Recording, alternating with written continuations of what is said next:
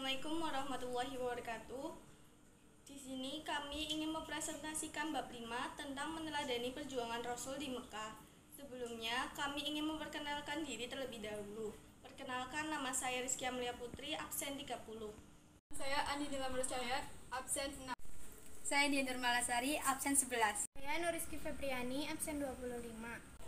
Saya Syakira Kunedramanda, nomor absen 34. Kerasulan Nabi Muhammad dan wahyu pertama. Saat usia 40 tahun Muhammad sebelum diangkat menjadi Rasul, beliau sering berhalwat di Gua Hiro. Setelah beberapa bulan, lebih tepatnya pada tanggal 17 Ramadan tahun 610 Masehi, Nabi Muhammad SAW mendapatkan wahyu pertama, yaitu Quran Surat Al-Alaq ayat 1-5. Tidak lama dari situ, setelah 2,5 tahun dari turunnya wahyu pertama, turunlah wahyu kedua, yaitu Quran Surat Al-Mudaththir ayat 1-7. Ajaran-ajaran pokok Rasulullah SAW di Makkah. 1. Akidah. Akidah merupakan ajaran utama yang diemban kepada Nabi Muhammad SAW yang bersumber kepada wahyu-wahyu ilahi. 2. Akhlak mulia. Berkaitan dengan akhlak mulia, Rasulullah SAW tampil sebagai teladan yang baik. Rasulullah juga mengajak agar masyarakat Arab meninggalkan perilaku yang tidak terpuji dan yang bertentangan dengan ajaran Islam.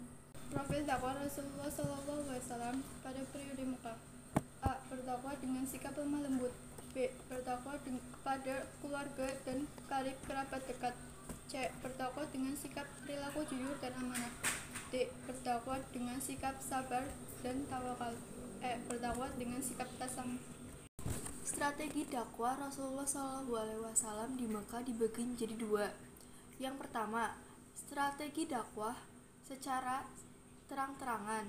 Yang kedua, strategi dakwah secara sembunyi-sembunyi. Yang pertama, dakwah secara terang-terangan.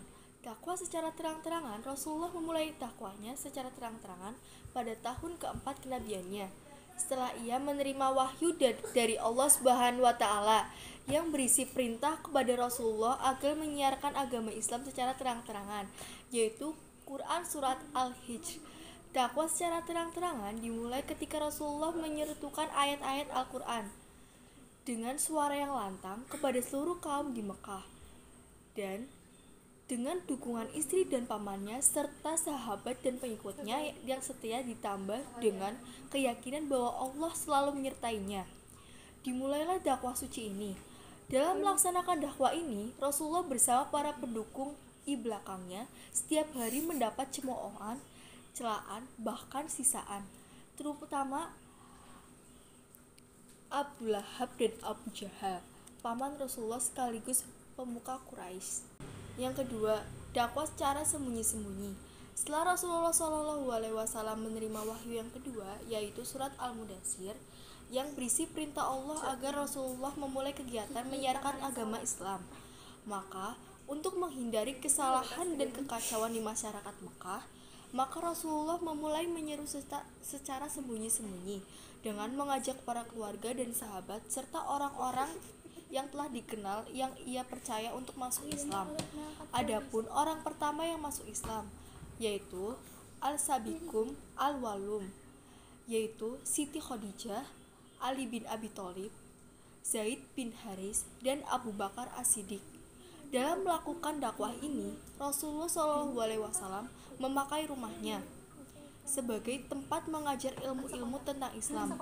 Mengingatkan itu, Mekah maka dalam kemusyrikan, dakwah ini berlangsung selama 3 tahun. Reaksi kaum kafir Quraisy terhadap Rasulullah SAW.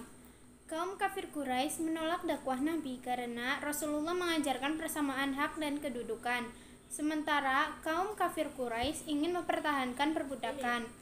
Islam mengajarkan adanya kehidupan setelah mati dan balasan diri perbuatan selama hidup di dunia. Kaum kafir Quraisy merasa berat meninggalkan agama dan tradisi hidup warisan leluhur mereka. Islam melarang menyembah berhala, memperjualkan berhala, dan melarang penduduk Mekah berziarah memuja berhala. Perjanjian Aqabah 1.